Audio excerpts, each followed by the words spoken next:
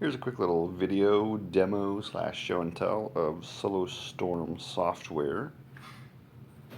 Used this for the first time this past Sunday with the South Bend Region SCCA to record my runs as well as my son's runs. It was his first autocross. So that's pretty fun as a dad when your kid does their first autocross. He had a lot of fun.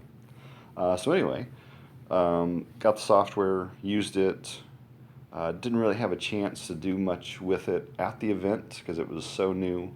So I've spent the past couple days kind of learning the software, figuring out the data analysis pieces of it, so that the next time I do an autocross, I'll be much more well prepared to be able to do this run-to-run analysis and hopefully improve myself. So this is the main SoloStorm screen. We'll bypass this and go right into the Analyze tab up here on the upper right. We'll need to load in a log file. For now, we'll just load the last run that was run, which is run number 6 here. And it's going to load the data into the analysis screen. A couple of things to note here. So we've got the run listed. We've got the overall lap time listed. Now, the software is designed for data analysis, not for accurate, 100% precise time triggers. So what you do is you set a staging marker and you set a starting marker as well as a finish marker when you're out walking the course.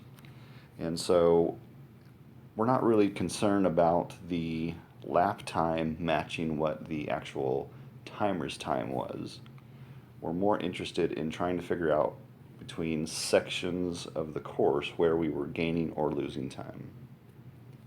So that said, we can see that there are section numbers that are pre-populated in here. The software does a really nice job calculating where it thinks appropriate places would be for you to do some section analysis. So between the staging marker, which would be where you pull up to the start line, and then the start marker, which is actually where you would physically walk and tell the software this is where the start triggers are, the photo heads. Same way with the finish line. You would walk over there, say this is where the photo heads are at the finish. So section 1 in this case is just between the dead start, the car is at rest, to where you have placed with your GPS unit telling the software where the actual trigger lights are. So we're seeing up here at the top, our section 1, our sector 1 time is 1.4 seconds to get from a dead stop up through the trigger lights and onto the course. Might be helpful here if we add the video widget in. So now we've got a better visual representation.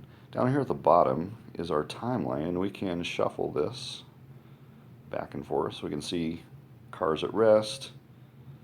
We take off, and right up here at the double cones, you can just see to the side over here where the photo head is. So that's where I placed the actual start marker, right where those double cones are. And if you look over here, you can see that the orange plus sign is right over the start marker. So that's good, all good and fine. And I can see that as I go through the slalom, sure enough, I'm seeing the actual wiggle of the GPS plot over on the left-hand side there as we kind of drive through the course. So you can probably already tell that sector 2 is giving me a time. So sector 2, 5.8 seconds to get from point 1 to point 2, and so on and so forth. As I go from 2 to 3, 3.7 seconds, etc., etc. Of course, that's all good and fine, but we're really looking at, from run to run, what can we learn? So we'll add another log file in here.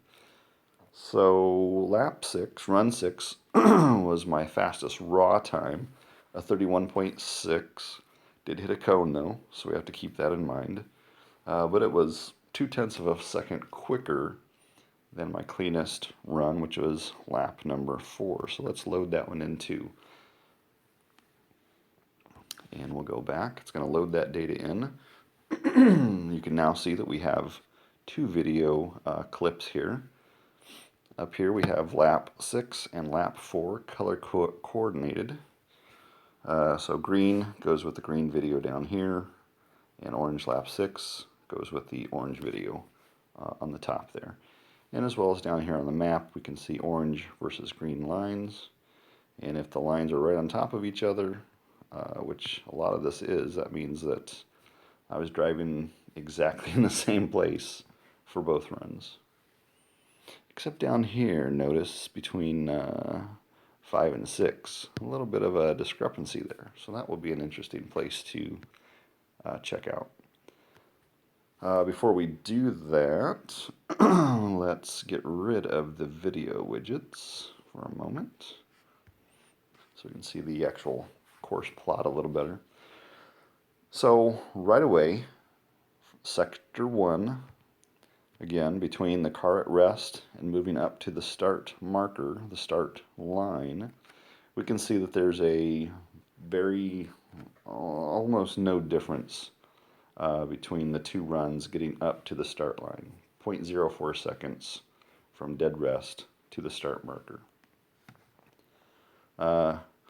Move through time, sector 2. So from the slalom and beyond, I can see that in sector 2, lap 4 was 0.6 seconds slower. Took longer to do sector 2 for lap 4 than lap 6. And if I wanted to do some more analysis, you can actually click on these sector numbers. So let's say that I wanted to take a more in-depth look at just sector 2. So I could click on the circle 2. It's going to pop me out into another page and do a lot of fun analysis. Over on the upper right hand side, I can see the actual orange and green lines. Of course, they're on top of each other. Left hand side is all the fun analysis. So I can see that run 6 took 5.8 seconds to do sector 2 from point 1 to point 2, 5.8 seconds. Run 4, it was 5.959. So run 6 was, 0.6 seconds quicker to get through that sector. And you can then see, what time did it come in and out. That matches up to the lapse time. Makes sense. I can see the entry speeds are a little bit different.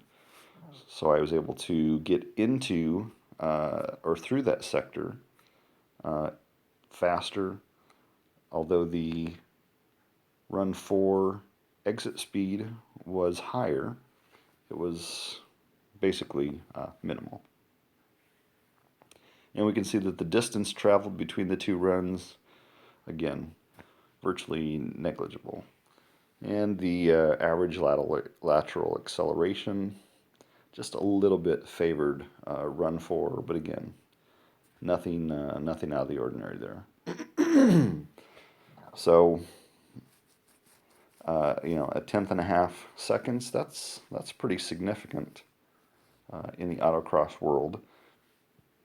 So we'll continue to come back to this in a little bit. So we'll kind of look at the rest of the sectors, see if we can see any other places that were kind of significant. So again, with these arrows, we can just bop back and forth through all the different sectors. So again, sector 1 favored run 4 by just half a tenth. Sector 2 favored run 6. Sector 3 is slightly favoring run 4.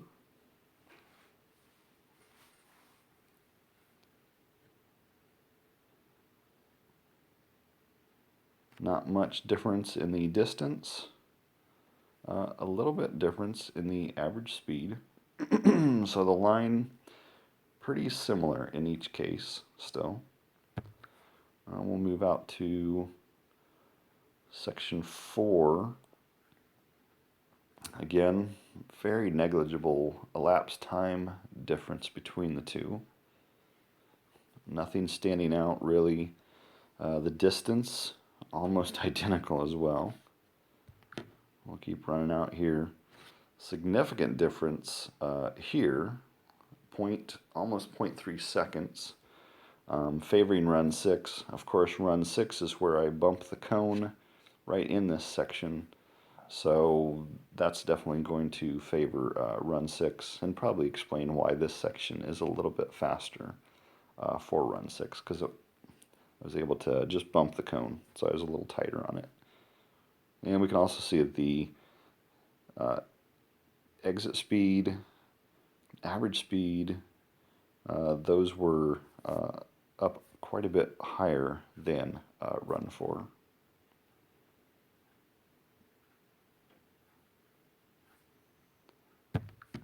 Section 6, I think this is probably the most helpful piece of data. You know, in autocross, a lot of times we talk about distance really makes a difference. Almost always the shortest distance wins. And so this really, I think, displays that quite beautifully. So between these two runs, if we look down here, there is a 16-foot difference in the distance traveled through this part of the skid pad. And man, that's significant. And it even shows in the fact that the shorter distance does, 0.23 seconds difference between these by going a shorter radius. Just, you can't make up that time. Even trying to go faster, it just doesn't help. So, so if I had been looking at this at the event, of course in my head I know tighter radius always wins, but this would have really helped remind me, hey, hug those cones even tighter than you might have been doing. So there's 0.2 seconds that I could have improved on run 6. So instead of it being a 31.6 with a cone, it would have been a 31.4 with a cone. And the last section up to the finish line, again, negligible difference. The lines were almost identical, very little difference in distance. So that's kind of some of the analysis there. Again, these two runs, so similar except for the skid pad part right here. And we can come back out, load up the video, and you can actually see the radius distance here.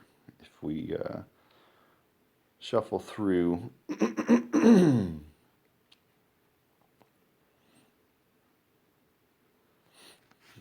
what I did basically when I was doing the analysis on this, I was looking at where on the trunk, of the hood of the car, where that seam is on the pavement. And you can see on the green video below, the seam of the pavement at this point in time is almost exactly in the middle of the hood. Where if I'm looking at the video on the top, lap 6, the orange lap, I'm not nearly as tight to that cone. That seam is towards the left side of my car, which means that the car is actually faded out. Or the seam's towards the right end of the car, right side of the car, so the car is actually faded out to the left more than the green lap.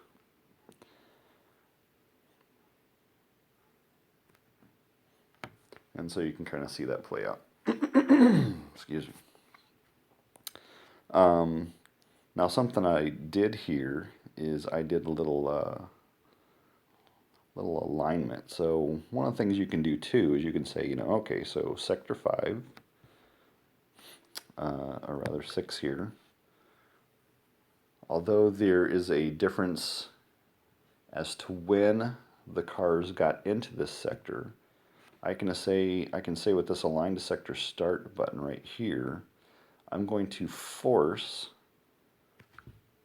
it to play the scenario of, so if, or what if each of these runs, the cars got to this exact point in time at the same time. So what's happening as the two cars move from 5 to 6 if they had gotten to point 5 at exactly the same time, although they did not. So that's kind of a fun little tool you can, or a fun little feature that you can do here.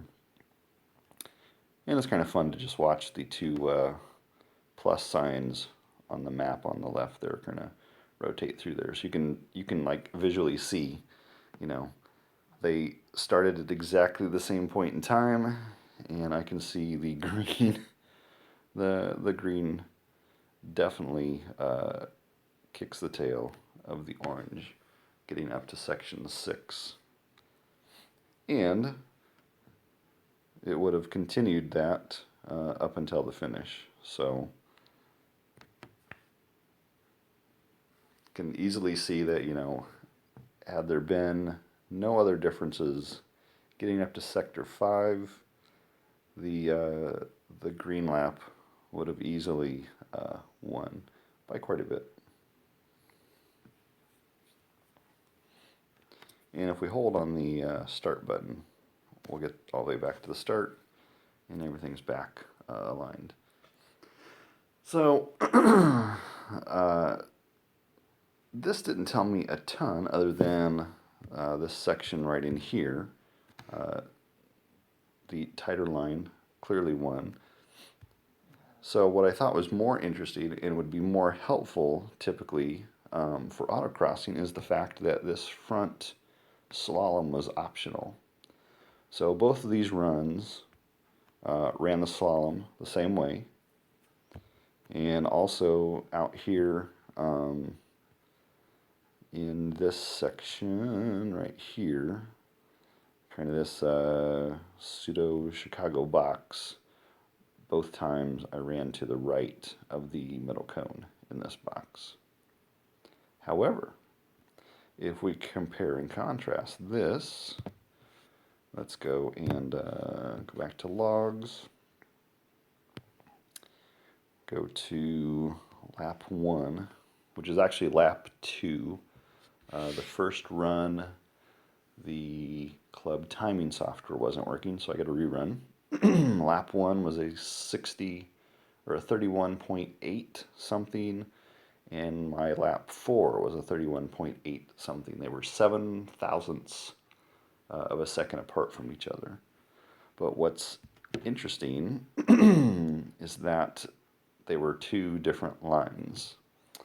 So between lap 1 and 4, and even 6, lap 1 took the first slalom to the left to begin with, and at the end, which again, you can just go into the GPS plot here, and I can even see in the slalom that the car was doing the opposite.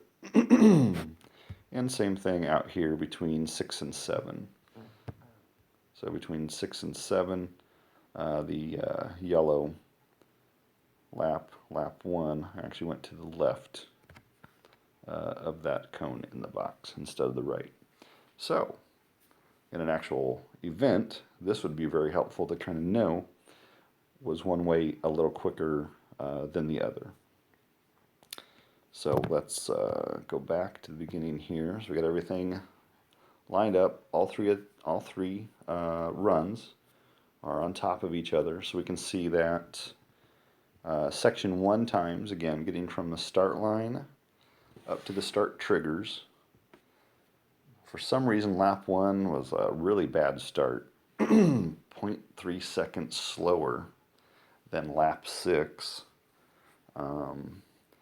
And you know, lap 4 was even a little bit better than lap 6. So a really terrible start getting up to the start line for that first lap, for whatever reason.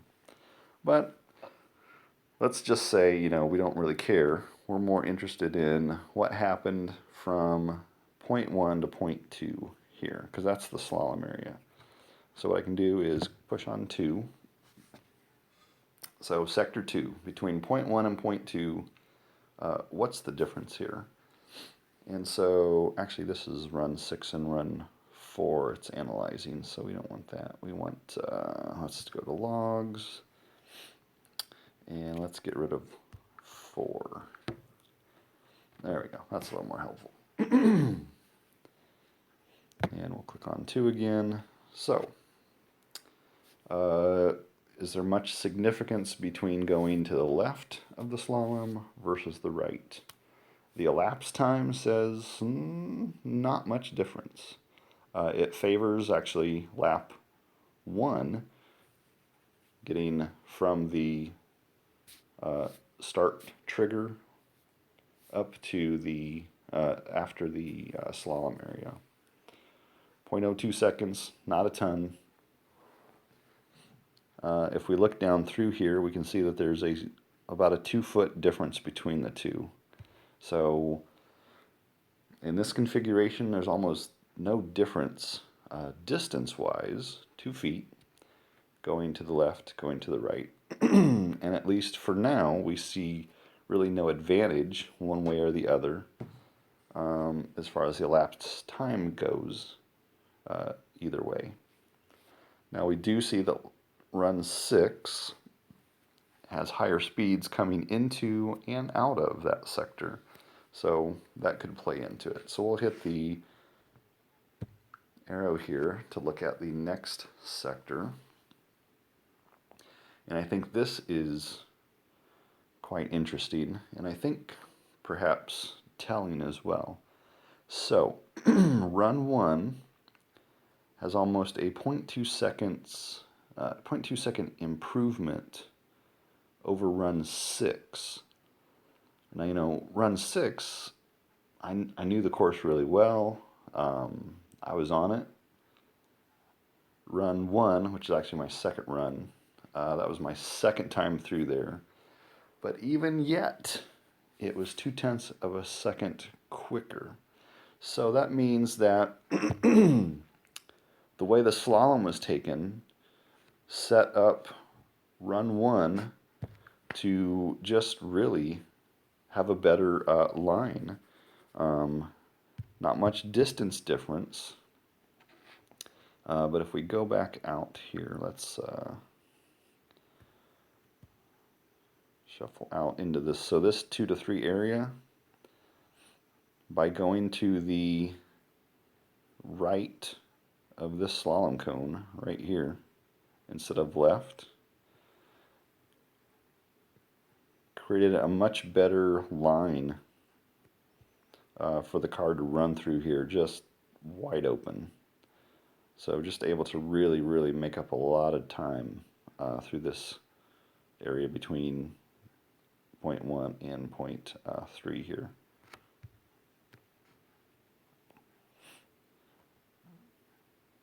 Which I think is quite interesting. Again, it's distance, a little bit shorter distance, and I think the arc is more smoother too.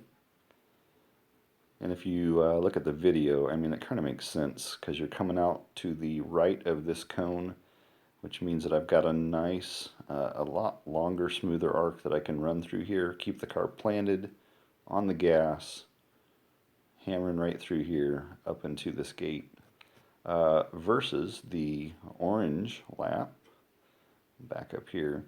So on this one, you're coming into that last slalom on the left-hand side, which means that my run up through here is going to be just a little more pinched. And I'm probably going to have to back off the gas a little bit to come up and get ready for this braking maneuver. So, if I'd been using this during the event, I would have went back to taking this, instead of on the right of the first cone, going back to doing the left. Because I only tried that the first couple runs, and then I started going to the right of the first cone for the rest of the day. Darn, wish I'd known that. So there's potentially 0.2 seconds that I could have gained back. If we continue to look at these two, we can see This is terrible. Oh my goodness. So sector 4, and let's just line it up on sector 4. So we're going to come back here to point 3. So section 3, huge difference here, and that would be expected because the arc is just way too long.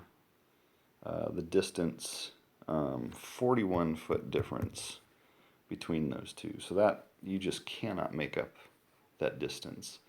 And again, run 1, which was the second time out, I was still trying to get a feel for the braking area, how the grip was going to be in that area, and I kind of thought maybe if I swung out wide and came back in, I could maybe make a straighter line coming out of that really hard corner.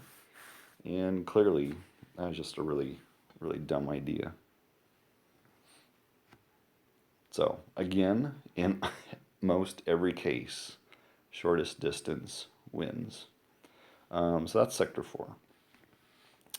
If we come out then to this next area, we can see that even in run 1, and let's line this up, yeah.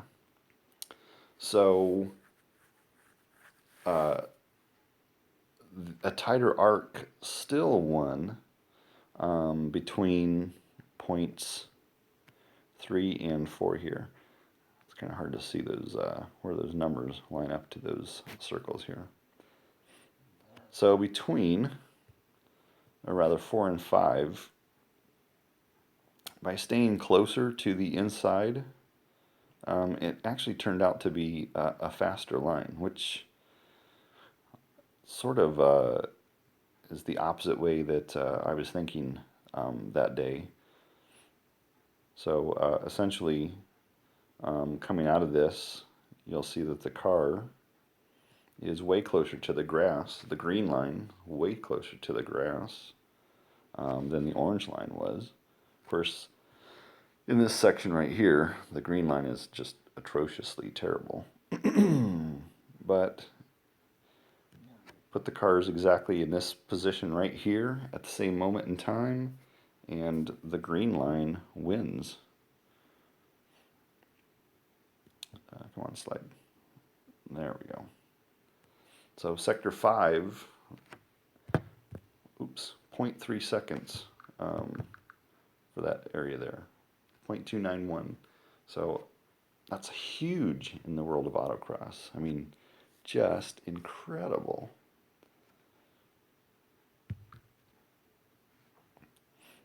So again, had I been using this at the event, I would have thought to stay closer to the grass and just run it that way. And if we kind of watch this play out, we'll see that you know, the green stays ahead of the orange through that section. Had they arrived at 0.4 at the exact same time, which they did not. So kind of a fun thing. Let's look at sector 6 here, see if there's anything different. Again, 1/10 of a second for run 1. It's not much tighter, but it is enough tighter that it actually ends up winning by 0.1 seconds. So quite fascinating, I think. And you know, a little higher exit speed as well, coming up to that point. Entry speed was lower, which again is going to create a tighter arc through there, versus 43 just ended up pushing too much.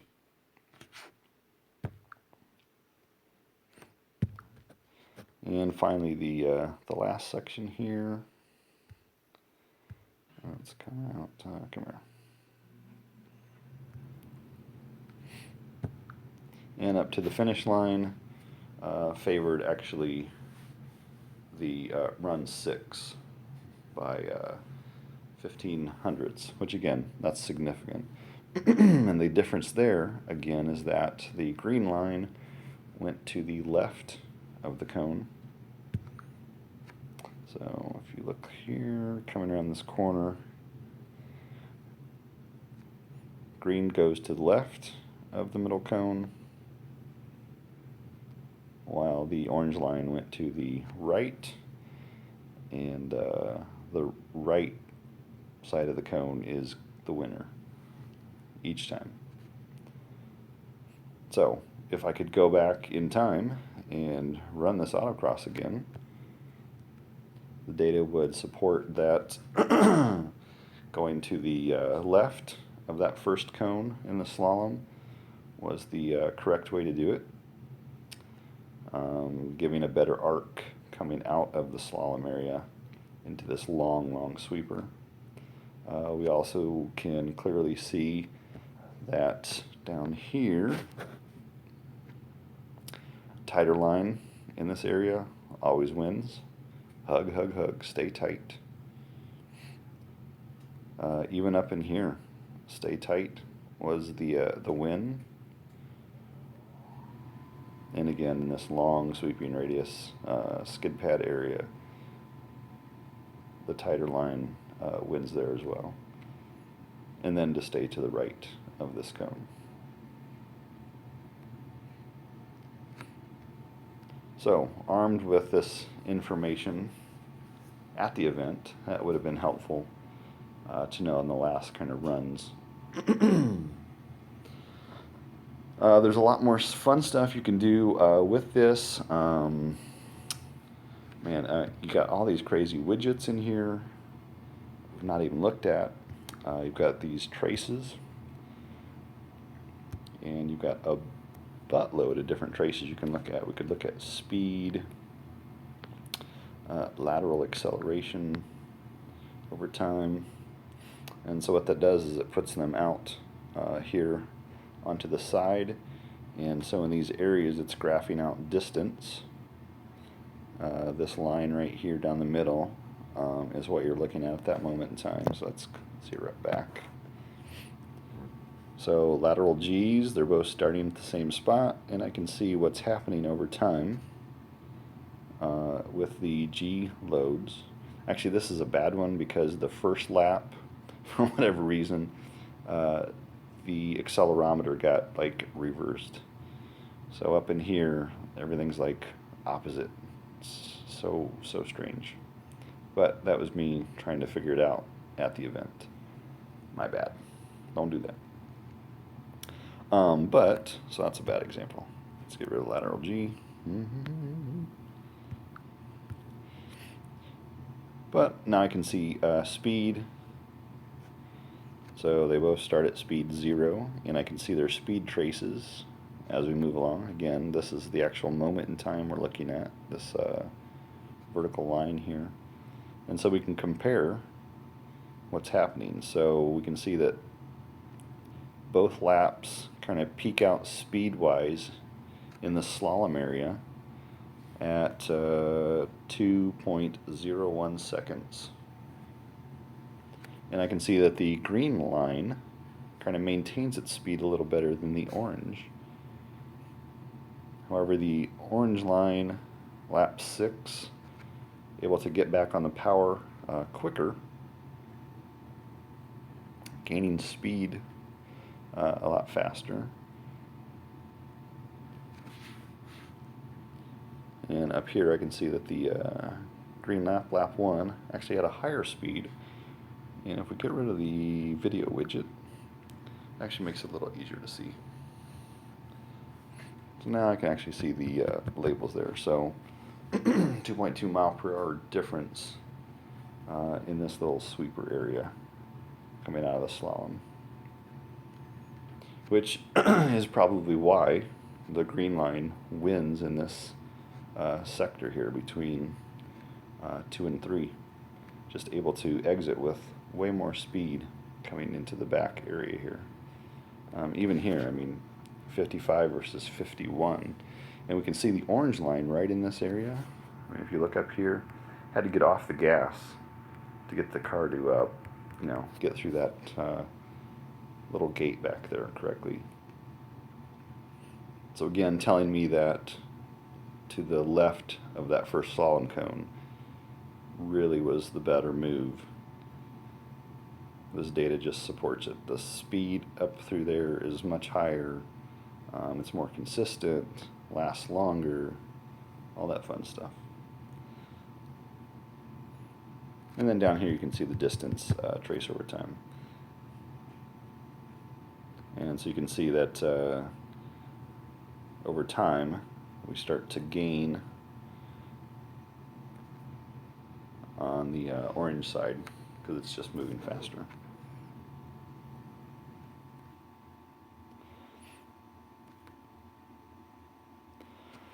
So in a nutshell, that's kind of some of the stuff you can do. Again, you've got a whole host of different things you can look at in here, especially if you hook it up to an OBD2 controller and your car can spit out data. Sadly, mine will not do that. The E36 platform, the OBD2 stuff is not fast enough. The data rate's too slow to use it for data analysis. Kind of a bummer. Some other stuff you can do is you can actually edit these sectors. So if you don't like where they're at, you can go and create your own. Let's see, what else? There are some charts built into this as well. Those require a lot more explanation though. They're kind of cool to check out. And I think that's this one is kind of fun too. Over time, as you scroll through here, you'll be able to see. This is a bad example. Let's do. Let's get rid of this and go to JPOL Lap 4. Better representation. Because now the G-forces will be similar. So I can kind of watch what's happening over time, see what the car's doing through these corners, especially up in here in the sweeper. You know, how are the G-forces acting? You know, pulling some pretty good G's in this little area, and I can see that I'm accelerating already on the orange line, lap 6. But you could spend hours and hours just kind of analyzing this stuff and looking at it. So with time, I think I'll learn even quicker which are the most helpful items to look at. I think clearly, you know, looking at any discrepancies in the line driven is crucial to figuring out, you know, does distance win? Is carrying speed in a certain area more helpful than another? So there you go. Hopefully that's been helpful. I'll have more videos coming once I play with it even more. So, see ya.